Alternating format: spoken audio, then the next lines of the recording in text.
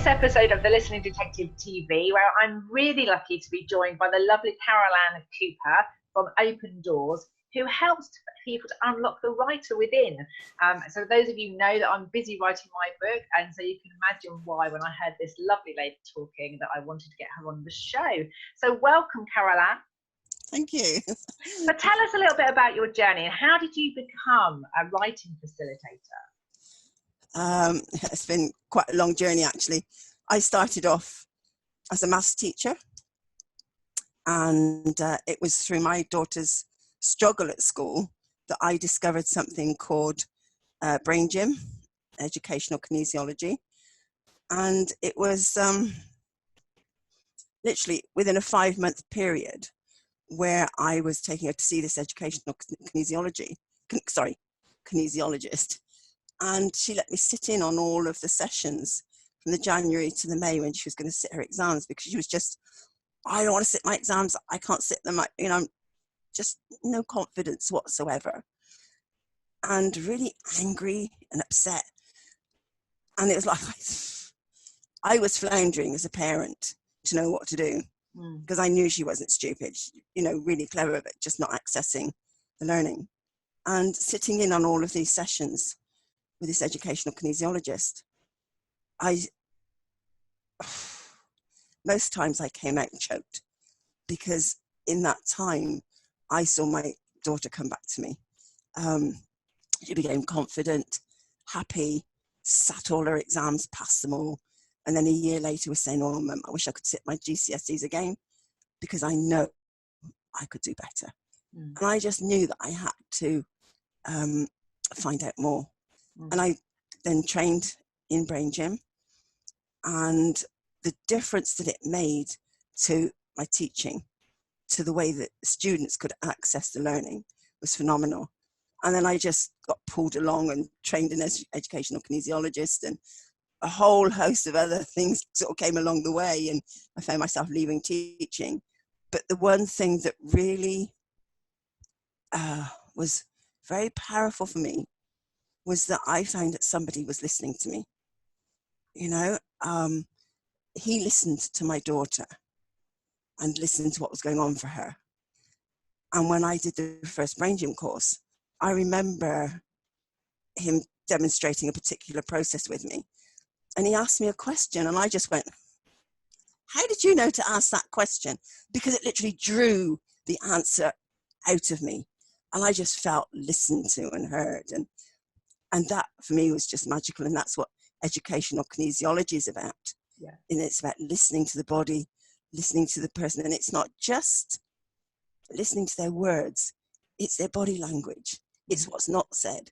It's a whole host of other things, And so then I found NLP, and then I found a lot of, things. But along the journey, when I left teaching, for me, it was about unlocking and helping people to move through stuckness and get them moving. And then one day I had this revelationary voice in my head say, "You're going to write a book." And I was like, "What?" Me? Yeah, like shock. Because writing for me had always been a nightmare. Finding words, putting them together had been really difficult. Numbers, I loved maths, it was wonderful. And most of my students used to think I was mad. Like, "Oh, this is great, maths." Excuse me. But again, it's listening to the body. So it's what here wants to be said that hasn't yet been said about this whole process of me becoming a writing facilitator. And it was leaning into that inquiry, listening to that voice that said, "You're going to write a book." I'm going, "Okay, how am I going to do that? What am I going to write about?" And then just letting the journey unfold. And even along the way, I found myself helping people with writing, not really realizing what I was doing. And then the last couple of years, it sort of unfolded. This is what I'm doing, and I'm really sort of focusing on helping people to find that writer inside, because I was unlocking it within me. finding that words, really enjoying words now. I love exploring them. I'm quite happy to say that word doesn't mean anything to me. It sits on the page. It's got nothing. It's got no pictures. It doesn't move. Can you now explain it to me? Or I'll go and look it up, and love the journey of exploration, you know. And suddenly they start living, and it's like, you know. So and the writing has come. There is some books on the way. One of them I'm living. Yeah, that's sort of how I've come into it. Yeah. And so that's how we met, because we met on a mastermind group that we were there. And I was, just for the viewers really, that I was sat listening to Carol Ann, and she was saying about telling me the story that you just heard. And when you said about unlocking the writer within, I really resonated. I could feel it inside, because that was kind of, it was a vehicle for me to get heard and understood, for me to hear and understand myself first and foremost, but then to have it in black and white written down. Because one of the things I challenged with is that when I spoke, people would say that I'd said something else, and I'd be thinking, I don't think I said that. And sometimes I did, and I hadn't been aware that I'd said it. And other times I really hadn't, and it'd been misunderstood. So I never felt quite confident speaking, whereas the written word, it felt more solid. Because we had the evidence here. Well, this is what I wrote. This is what I said. So then we could have this line of inquiry where we weren't discussing whether I did or didn't say it. It was just this curiosity about what I had said, and then I could go, actually, that's not what I meant anyway. I did say it. That's not what I meant. So it's been a really interesting process for me as an author to really get clarity of my own words and to get heard and understood in that way. So. Tell me a bit more about this unlocking the writer within then. So, you know, you've obviously got lots of tools in your toolkit with NLP and the educational kinesiology, and being a teacher anyway, you've got all that teaching background. But typically, what kind of writing is it, people? Is it any kind of writing? Could this be for letter writing, business writing, book writing? Is it any kind of writing that you help with? Any kind of writing, yes. Because what I've realized is, though I started focusing on people getting their book written, they've got this message that they want to share with the world that's sort of stuck within them. Working with a few people, what I've realized is, and working with myself, that we have a lot of writing to do for our business. It isn't just a book. We need to write our own bio so that it can be put up on the website. Someone can then titivate it, you know, and a bit, but it's our words, it's our voice, and that has to come from within you. And I think, sorry, is that my experience with that critic is a lot of people come out of education, don't they, thinking they can't write, and that they're not very good at it because they haven't met the criteria to pass an exam or whatever. So they haven't. I think when we're taught to write to pass a test rather than writing intuitively from our heart what we think and feel in that moment. There's a trust thing going on, isn't there, to sort of actually access that from within people? Yeah. And that's what I actually end up working with, is the inner child. And what I've identified is that there's very often that's something that's happened in our journey at school about writing, and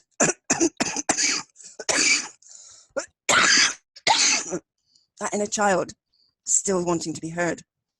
Your body's letting you know today, isn't it? Yes, yeah. So there is definitely excuse me a second. Take as much time as you need. So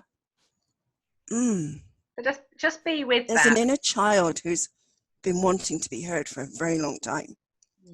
And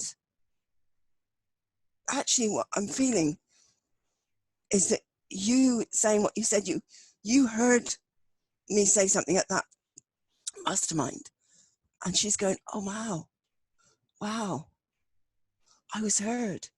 Somebody heard me, you know. I feel so thrilled, grateful, and it's like excited, you know. And so to be on here today and sharing this is just like absolutely amazing, and I really thank you for that listening and moving forward with this, because it is something that I've always sort of struggled with is making myself understood, you know, and very often people come in and go, that's not what I meant, or I just end up just going quiet, you know, and conversations would move on. But now I'm much more able to stand and go, no, that's not what I meant. This is what I meant, and really stand with my words and to and fro with a conversation, you know, or this is what I heard you to say, not this is what you said, you know, it's shifting the emphasis. Which and is there a relationship between that standing with your words and being able to shift with you unlocking the writer within yourself? Is there a relationship between those two sort of behavior changes? That's a great question, actually. I hadn't thought of it in that way. And I think, yes, because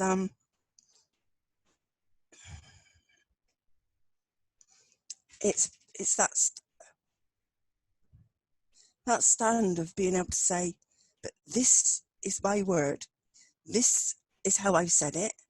And people are always saying, what, you mean this, or you mean that, or trying to put words in my mouth. And I always remember as a child thinking, no, but not able to make a stand. Whereas now I can hear that in a child. She's using this word, and I'll go, okay, that's your word. And I will make a point of saying, no, this is the word that I used. This is what I meant. That isn't the word. They've got different resonance, you know? And so therefore your words have got that correct vibration and emotion and feeling to what you're saying, because it's much more than just words in our communication. And someone else's word doesn't have the same vibrations, so it's not the same meaning. But it's been able to now make a stand with that, which is what I found really powerful. And that's the challenge for all of us as human beings, is that we have this resonance with the word. It goes out, somebody else says it with their voice, their tone, it comes back and we're like, no, that's not what it meant. That's not how it is in my world. Thank you very much. And it's how do we honor those experiences? Because the other person can be genuinely wanting to understand and wanting to connect with what you've got to say. And so their external, do you mean this? That's their way of trying to connect with it, trying to sort of mold it to their map of the world so that it makes sense and they can have that connection. When actually, when we honor what is being said, and I work with clean language as a process where you don't change the words, you simply ask questions of whatever's been said. Then you get a greater understanding of the other person, and I think you do feel the connections inside you rather than having to do it intellectually up here. I think when we're trying to use our, you know, I really felt the words when you said it at that mastermind. It was, and I think you said something like, did you use, it might not be, this may not be the right words, but hopefully if I say it, it will trigger a memory for you. But it was something like channeling was it the soul, or you did this hand gesture about channeling something, and I was like, oh, how does that work? I want to know more about that. But you may not remember it because I'm just throwing it in there because we didn't discuss it before we came on live. That's okay. No. That's right. So I guess it's more this sort of connecting with your higher self. When you unlock that writer within, you are connecting with your higher self. So it is a channeling. So what does higher self mean to you, Caroline? Because I know that these are, you know, it depends on where you are on your development journey. People might think this is a bit of a woo-woo thing. Some people, you know, what does it actually mean to you? I mean, obviously everybody else will have their own definition and thing, but when you say channeling and connecting with a higher self, what's that all about? What's happening?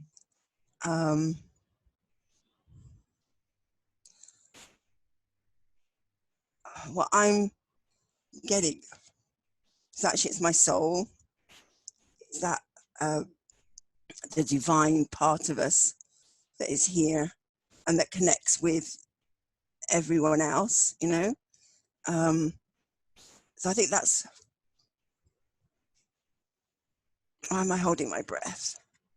Okay, it's safe to say this. And that's where, wow. So thank you for asking this question.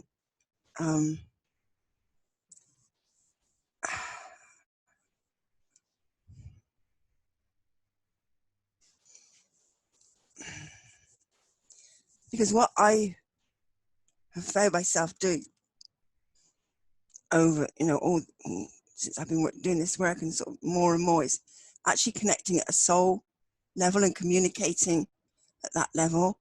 What is it you want me to do?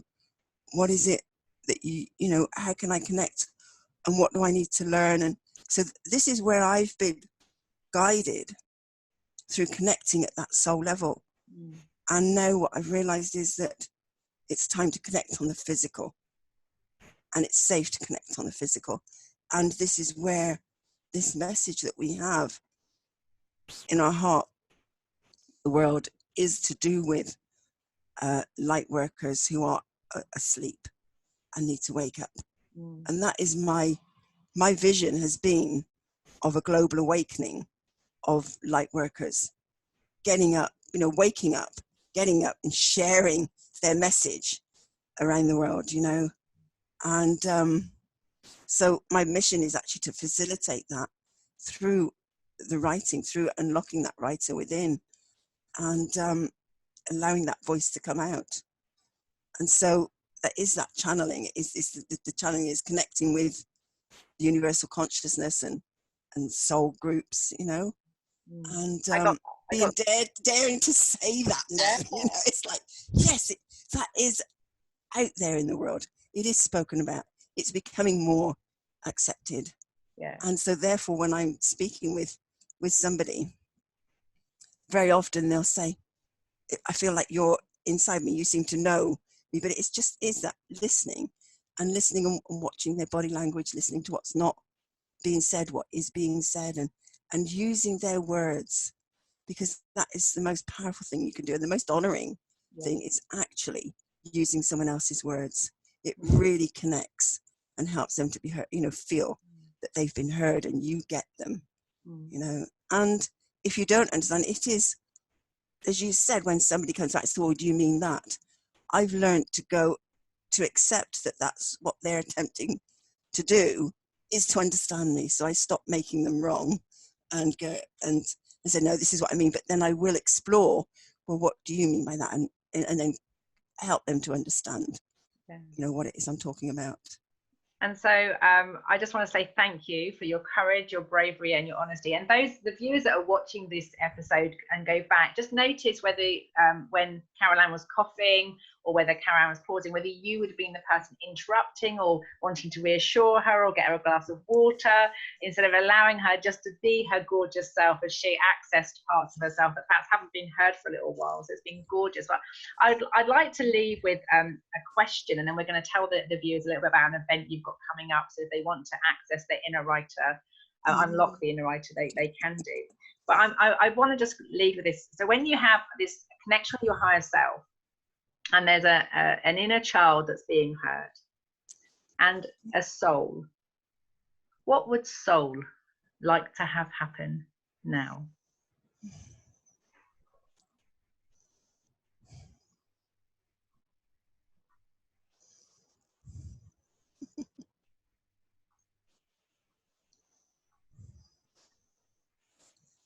Wow.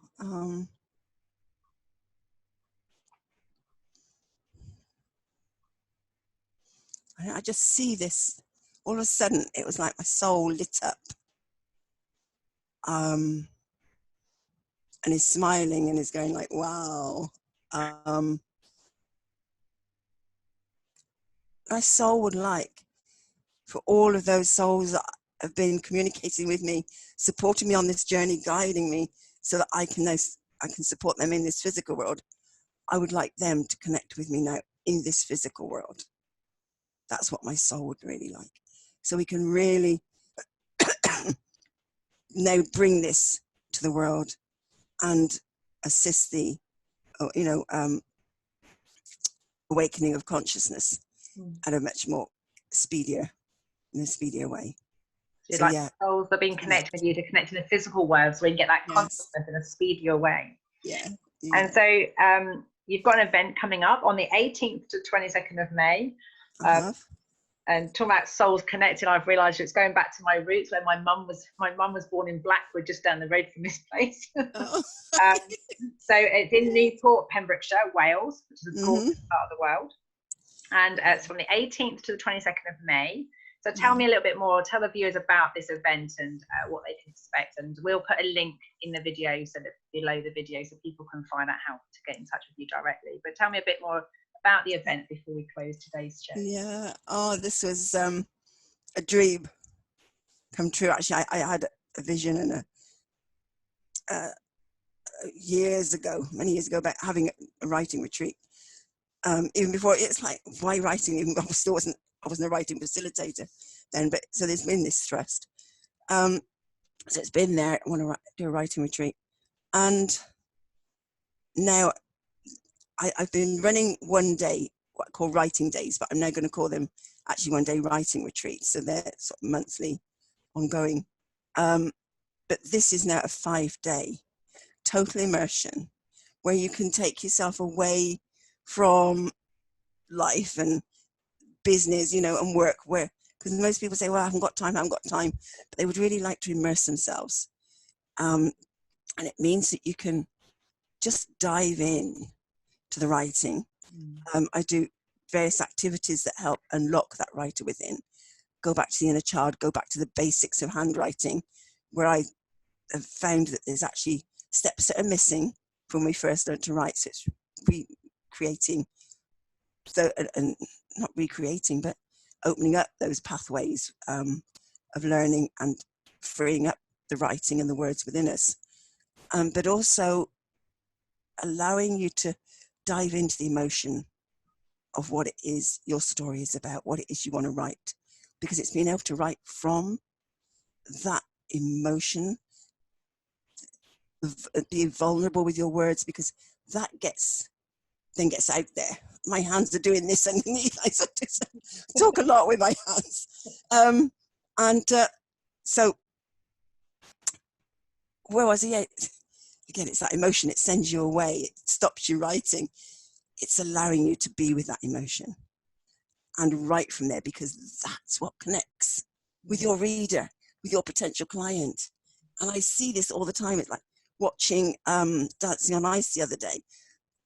The ones that get the 10s, they have really captured the emotion of it and the feeling, and they grab people's attention. And that's what you can do.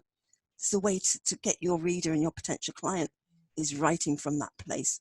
So there will be this cradle of support, so you can really be in that emotion and write from there. And you've got 5 days of it's all inclusive. That, you know, it's your accommodation, all meals, and right by the sea. You open the doors and you can hear the sea, you can see the sea.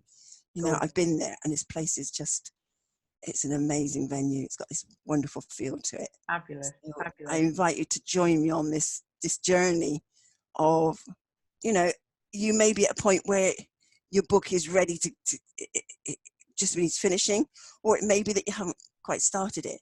Yeah. So wherever you are, it's about helping you to move along in those 5 days and really get a lot done. Because I know in one of my days, there was one lady said that she completed in the morning what she'd set herself to do all day.